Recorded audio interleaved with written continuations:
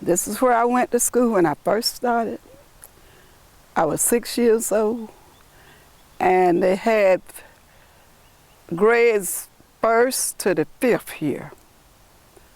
And it's a one-room school. You had one teacher, and she would teach this class a while, go over here and teach that class and teach the other class.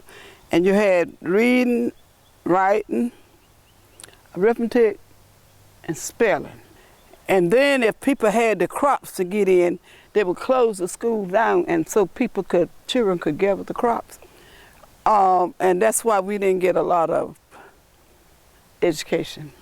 And then the books would be tore up, and you never could get a whole story. You always get a half a story.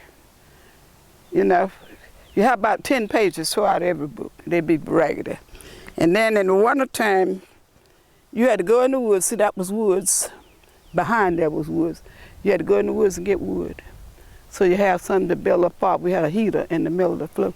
So you have wood to build a fire with the next morning. Because the truck would pass in with the coal, but they would carry the coal to Long Creek School. And they didn't give the black people no coal or nothing, so we had to get our own wood. Well, we was the poorest of the poorest. The poorest of the poorest, because my father was dead, and we didn't have no father that helped my mother. And my mother was doctor, lawyer, Indian chief, and father and mother and everything all into one. And we didn't have things. You know, we went to school. She made us panties, slips, and bras. She made this stuff for us out of sack goods.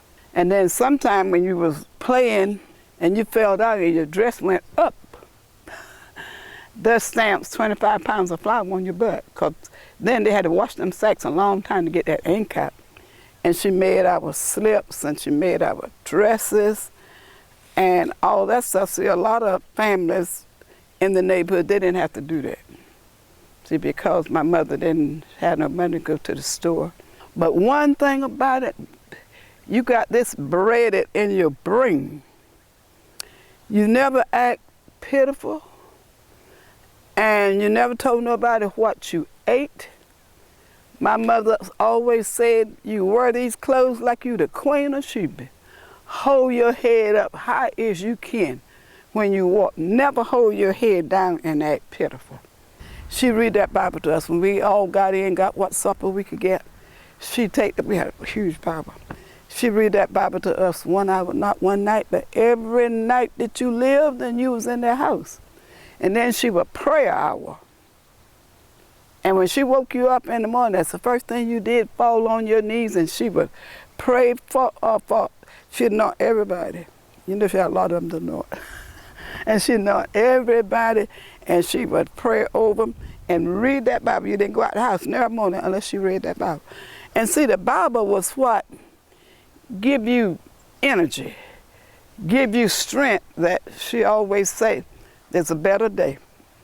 Children, there's a better day. And we want to know when. We're going through all this stuff, you know. When was this day coming? Because we was in the field working one day, and this plane came by. We were picking cotton.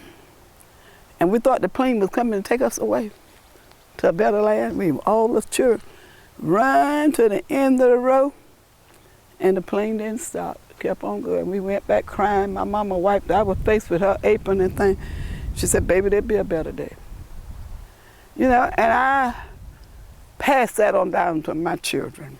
But the thing I got out of that, all that hardship, was honesty, work hard, treat people right, whether you get treated right or not. Treat people right.